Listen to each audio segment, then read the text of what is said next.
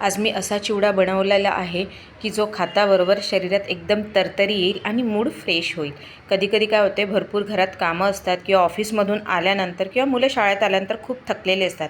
त्यावेळेला छोट्या भुकेसाठी हा चिवडा जो तरतरी आणेल आणि चवीला तर खूप छान। तर रेसिपीला सुरुवात करूया। सुरुवात करण्याआधी तुम्ही जर ही रेसिपी फेसबुकवर बघत असाल तर माझ्या पेजला फॉलो करा आणि यूट्यूबवर बघत असाल तर माझ्या चॅनलला सबस्क्राईब करा। त्याचबरोबर लाईक, शेअर आणि कमेंट नक्की करा आणि व्हिडिओ पूर्ण बघा। इथे मसूर आणि चण्याची डाळ मी दोन्ही भिजत घातले होते। चण्याची डाळ मी रात्री भिजत घातली होती। मसूर हे अख्खे मसूर आहे ते मी 3 तासाआधी भिजत घातले होते। पण भिजत घालताना त्यात बेकिंग सोडा टाकायचा, म्हणजे आपण जेव्हा हे डाळ आणि मसूर तळतो त्यावेळेस ते खूप खुसखुशीत होतात। त्यानंतर याला स्वच्छ 2 पाण्याने धुवून घेतलं भिजल्यानंतर आणि चाळणीत निथळायला काढले। त्यानंतर एका कापडावर मी पसरवून घेतले, त्याचं म्हणजे वरचं जेवढे पाणी आहे ते निघून जातं, आतून ते ओलेच असतात। त्यानंतर गॅसवर कढई ठेवलेली आहे, त्यात मी तेल तापू दिलं आहे आणि त्यानंतर सगळ्यात पहिले चण्याची डाळ हे मी तळून घेतली आहे व्यवस्थित। एकदम लाल होऊ द्यायची नाही, गोल्डन रंग आला की आपण काढून घ्यायची, पण गॅसची फ्लेम ही मीडियम ठेवायची। एकदम फास्ट ठेवाल तर चण्याची डाळ करपून जाणार। तर आता इथे चण्याची डाळ झालेली आहे, गोल्डन छान सुंदर रंग आलेला आहे। आता याला मी काढून घेते आहे। हे बघा, अशासारखं माझ्याकडे चाळणी आहे, त्यात मी काढून घेते म्हणजे तेल पूर्णपणे निघून जातं। तर मी अशा प्रकारे या चाळणीने काढून घेते आहे। त्यानंतर मी याच तेलात मसूर तळणार आहे, पण मसूर तळताना थोडी काळजी घ्यायची, अंगावर किंवा हातावर उडायला नको। तर आता इथे मी मसूर घालून घेते, अर्धे घालते आहे, एकदम एकत्र घालणार नाही, कारण की एकत्र घातले तर बरोबर तळल्या जाणार नाही। त्यामुळे मी ज्यानुसार तेल आहे त्यानुसार मी मसूर घातलेले आहेत।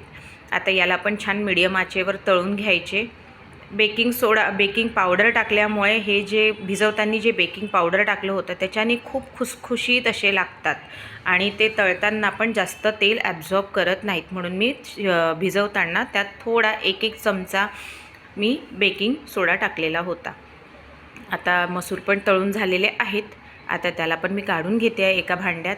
हे सर्व जेवढे तळलेले पदार्थ आहेत ते मी एक मोठ्या भांड्यात काढून घेते आहे, म्हणजे तेव्हा आपल्याला एकत्र चिवडा बनवायला सोपी जातं, म्हणून मी आता सर्व एकत्र काढून घेते। मसूर तळून झाले आहे, आता त्याच तेलात मी इथे बादाम घालते आहे। बादामला मी रफली चॉप केलेला, म्हणजे जाडच ठेवले आहे, एकदम छोटे नाही केले आहे। एका बादामचे 2 तुकडे केलेले आहेत, त्याला पण मी छान तळून घेते आहे। काजू पण मी तळून घेते, काजूचे पण मी तुकडे करून घेतले, आपल्या चॉईसनुसार तुम्ही पण तुकडे करून तळून घ्या। याला पण गोल्डन छान रंग आलेला आहे। काजू पण तळून झालेले आहेत, त्यानंतर मी चणे पण तळून घेतले आहेत। आता शेंगदाणे पण छान तळून घेते, शेंगदाणे जास्त करपू देऊ नका, नाहीतर कडवट टेस्ट येते। तर शेंगदाणे पण छान तळून झालेत। आता मिरच्या तळून घेते आहेत, तर तुम्ही मिरचीऐवजी तिखटसुद्धा वापरू शकता। मी मिरची आणि तिखट दोन्हीसुद्धा वापरलेलं आहे। आता इथे मी जाड पोहे आहे, आधी त्याला स्वच्छ साफ करून घेतले, म्हणजे यातला कचरा काढून घेतलेला आहे। आता मी यात तेलात ते जाड पोहे तळून घेतले आहे। आता त्यानंतर त्या तेलात थोडा पोह्याचा कचरा आहे, म्हणजे जे बारीक कण असतात ते आहेत। त्याच तेलात मी कढीपत्तासुद्धा तळून घेतलेला आहे, अगदी कुरकुरीत झालेला आहे। जेव्हा हा कढीपत्ता आपण चिवड्याबरोबर खातो त्यावेळेस खूप कुरकुरीत अशी टेस्ट येते। आता सर्व एका भांड्यात मी काढलेलं आहे, त्यात मी चवीनुसार मीठ, त्यानंतर काळं मीठ तुम्ही तुमच्या टेस्ट अकॉर्डिंग कमी जास्त करू शकता। त्यानंतर थोडासा चाट मसाला, तसं प्रमाण जर बघितलं तर 1 चमचा साधं मीठ, अर्धा चमचा काळं मीठ आणि 1 चमचा मी चाट मसाला घातलेला आहे। त्यानंतर इथे मी साखर घातली आहे, पण ती पावडर फॉर्ममध्ये आहे, म्हणजे पिठी साखर घातलेली आहे, म्हणजे ती व्यवस्थित चिवड्याला लागेल आणि चव पण खूप जबरदस्त येते।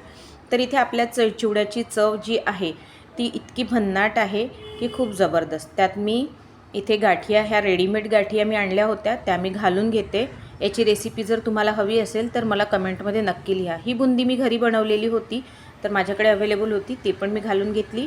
आता मिरची घातली आहे त्यामुळे मी इथे 1 चमचा तिखट घालते आहे। तर या चिवड्याची चव आंबट, गोड, तिखट आणि चटपटीत अशी लागते। तर आता याला सर्वांना मिक्स करून घ्यायचं व्यवस्थित असं, म्हणजे सर्व पदार्थांना सगळे मसाले लागून जाणार। तर छोट्या भुकेसाठी आपला चिवडा रेडी आहे। तर मग या वेळेला नक्की करून बघा, खाऊन बघा, मित्रांना शेअर करून बघा। तर भेटूया पुढच्या रेसिपीत, तोपर्यंत बाय।